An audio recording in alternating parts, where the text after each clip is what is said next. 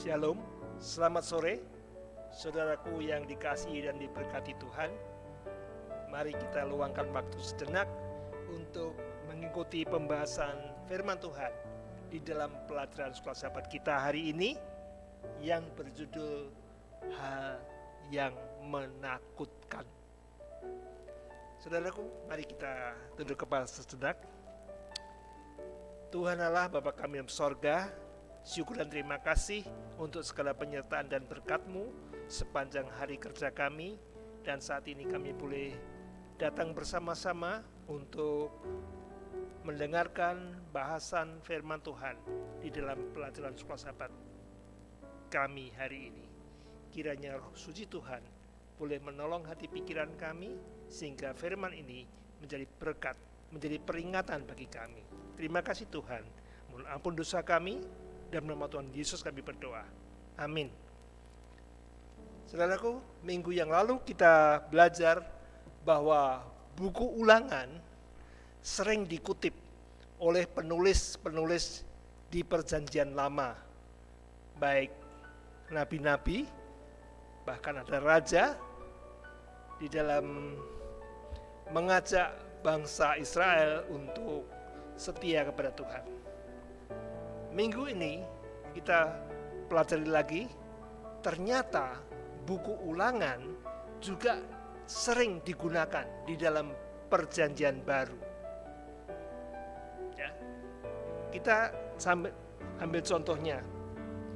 Waktu Yesus dicobai di padang gurun setelah berpuasa 40 hari 40 malam, iblis mencobai dengan mengatakan apa? Jika engkau anak Allah, perintahkanlah supaya batu-batu ini menjadi roti. Yesus memang dalam keadaan lapar dan dipancing oleh iblis, kalau engkau memang anak Allah, jadikanlah batu ini jadi roti. Lalu Tuhan menjawab, Yesus menjawab, katanya apa? Ada tertulis. Tertulis di mana itu? Ternyata tertulisnya di buku Ulangan. Kita buka Ulangan pasal 8 ayat yang ketiga. Jadi ia merendahkan hatimu, membiarkan engkau lapar, dan memberi engkau makan mana yang tidak kau kenal dan yang juga tidak dikenal oleh nenek moyangmu, untuk membuat engkau mengerti bahwa manusia hidup bukan dari roti saja, tetapi manusia hidup dari segala yang diucapkan Tuhan. Sama kan? Yesus mengutip.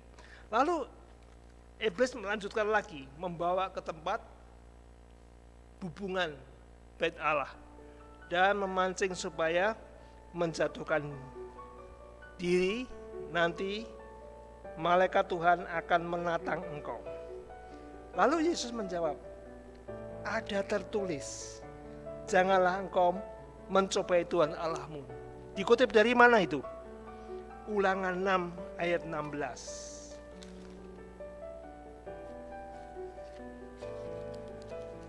Dikatakan di sana, janganlah kamu mencobai Tuhan Allahmu seperti kamu mencobai Dia di sana. Dibawa lagi Yesus ke puncak gunung melihat kemewahan dunia. Kalau engkau mau menyembah aku, semuanya akan kuberikan kepadamu. Yesus menjawab juga, ada tertulis di buku Ulangan juga, Ulangan 6 ayat 13. Engkau harus takut akan Tuhan Allahmu, kepada Dia haruslah engkau beribadah, dan demi namanya haruslah engkau bersumpah. Ya, itu Yesus. Lalu di dalam buku Galatia yang ditulis oleh Rasul Paulus, di sana dikatakan tentang keselamatan oleh iman, bukan melakukan hukum Taurat. Coba kita baca di dalam buku Galatia 3 ayat yang ke-10. Karena semua orang yang hidup dari pekerjaan hukum Taurat, yaitu yang mengandalkan penurutan hukum untuk memperoleh sorga, berada di bawah kutuk. Sebab ada tertulis, terkutuklah orang yang tidak setia melakukan segala sesuatu yang tertulis dalam kitab hukum Taurat. Itu ternyata juga apa?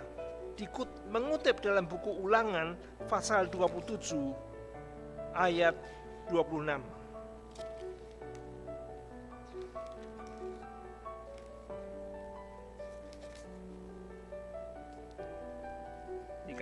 Di sana dikatakan,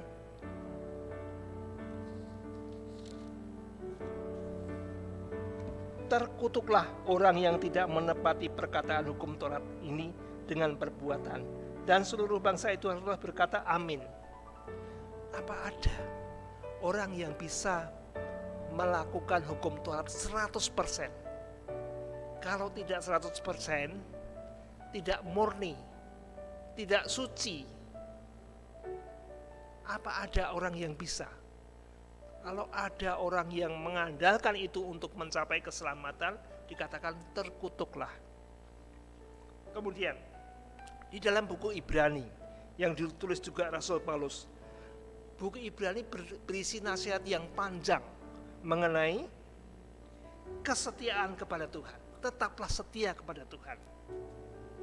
Nah, mengapa harus setia? Karena kita sudah merasakan kasih-Nya, pemeliharaannya, berkat-Nya dalam kehidupan kita. Terlebih lagi, kita mengetahui Yesus menjadi juru selamat kita, mati menggantikan kita. Itulah sebabnya kita harus setia kepada Tuhan. Ibrani 10 ayat 28.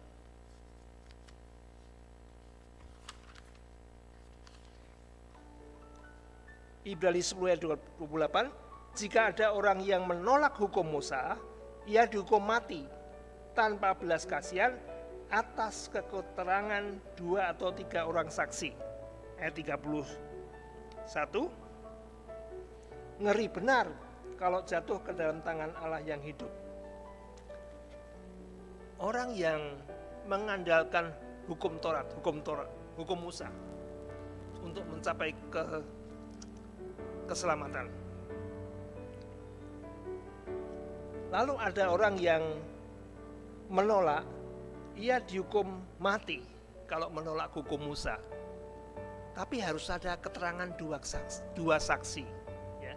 Seperti kalau kita mendengarkan berita-berita, membaca dari media massa, seorang bisa menjadi tersangka kalau ada 2 alat bukti.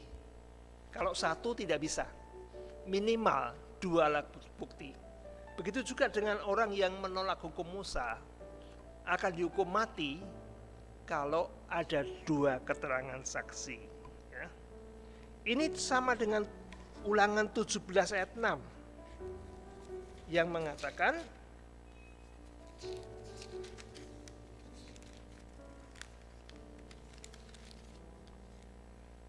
atas keterangan 2 atau 3 orang saksi, haruslah mati dibunuh orang yang dihukum mati.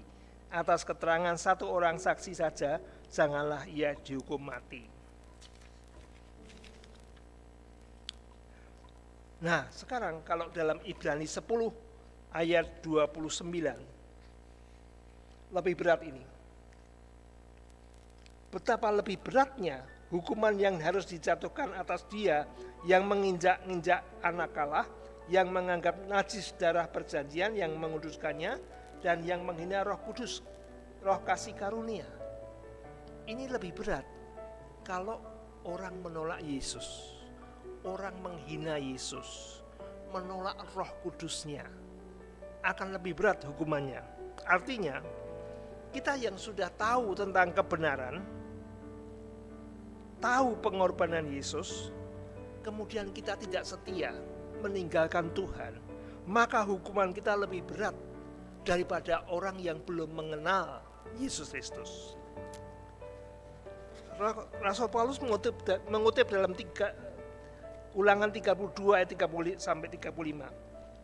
Hakulah dendam dan pembalasan pada waktu kaki mereka goyang, sebab hari bencana bagi mereka telah dekat, akan segera datang apa yang telah disediakan bagi mereka. Haknya Tuhan untuk menghukum mereka yang menolak akan juru selamat. Jadi hati-hatilah di dalam kehidupan kita. Jangan sampai kita meninggalkan kebenaran Tuhan.